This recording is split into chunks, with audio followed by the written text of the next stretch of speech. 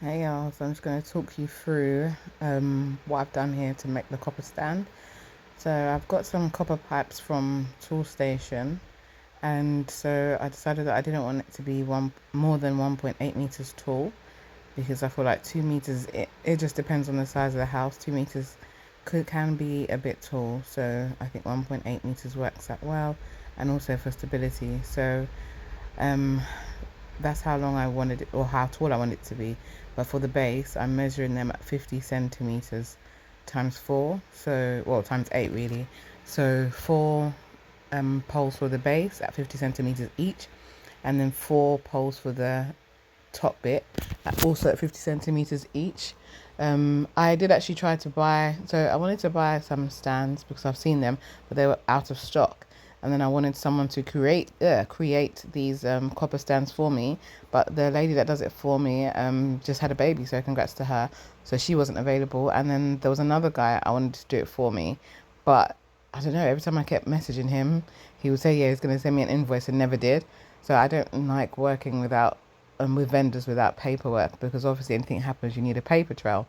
So I just thought, you know what, I'm not going to be wasting time to chase you to do a job for me. It just doesn't make sense. So if you're a vendor and you're listening to this, do better. Like, because literally, it's so hard sometimes when you need something, especially for a client, and you have to chase the person over and over again just to get a standard piece of information. So right now I'm using a pipe cutter to cut the pipe down to the size I want it to be. It's actually very hard to use. As you can see here, I had no clue what I was doing. That's not how you use it, by the way. This is not how to use a pipe cutter.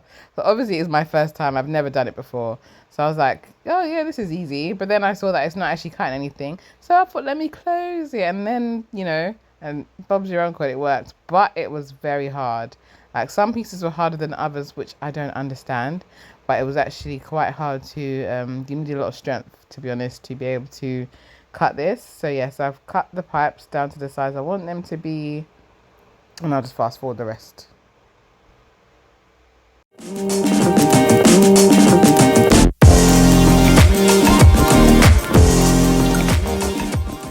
So for this next part, I need to put the elbow on and the T in order to connect the pipes together. I didn't know how I was going to connect the T to the elbow. The T is that T-shaped thing on the floor there. I didn't know how I was going to connect that to the elbow, but I decided that I was going to cut a tiny bit of copper pipe to put inside the elbow, which I'm doing at the moment, and then that will also connect to the T.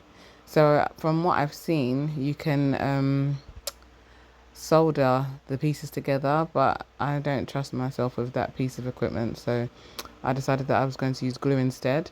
So what I'll do next time, if I was to do this again, would be to measure the base poles just shy of 50 centimeters. It's because obviously adding this small piece makes it a bit longer, but it's fine, it still works. So right now I'm just connecting the pieces without gluing it, just to make sure that it actually works, and as you can see, it does. So I've put them in and then put the long pole that is going to form the top part, and it works, as you can see. So I need to do that around another 3 times, and then I'll now glue it down, and that will form my base.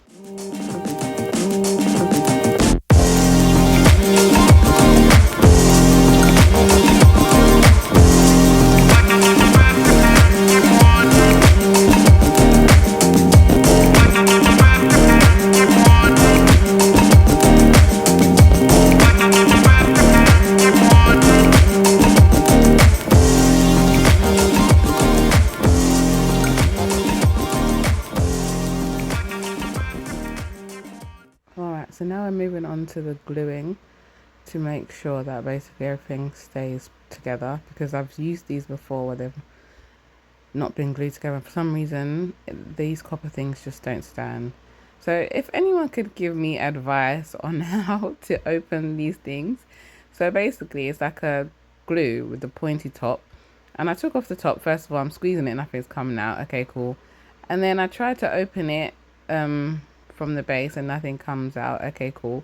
So then, like, I just can't get it to work. So as you can see, I'm just trying all manners of ways. So if you can give me advice, so that next time I will not do what you will see me do, then please let me know. Because clearly, as you can see from my other videos, when it comes to DIY stuff, yeah, I'm not the best at it, but I do give it a good go. As you can see, I've given up, but I will give it another go. So I decided to cut off the glue top completely because I just couldn't get it to work, and decided that I was just gonna like pour it in quite slowly so that it didn't get everywhere. Well, that was a blunder because it ended up getting all over my fingers. As you can see already, it peeled my skin actually, but it did the job.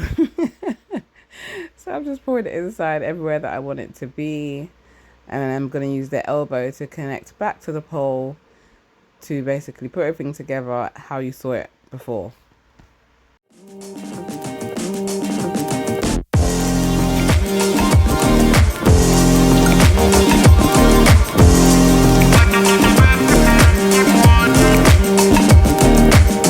So I've now arrived at the client's house and I am assembling the stand. I only glued some of it together because I wanted it to be easier to transport, and if I'd glued everything together it would have been a lot harder to do. Please ignore the horrible camera angles again. Your girl was going through some stuff, and although I had this in the back of my mind, I still had this job to do. I still wanted to record the process of making the stands, but I just wasn't in the right frame of mind, unfortunately, to do things properly. I don't know. My mind was just all over the place. I just obviously clearly didn't notice the camera angle was so bad. But I hope that you get a gist of how it works. If not, I'm happy to do the video again so that you can see how it works properly. I have an Instagram and a YouTube page called How to Recover, which explains the reason for the horrible camera angles and just what I was going through at the time. Probably got one of the most varied roles in that, being able to connect with a much more confident person.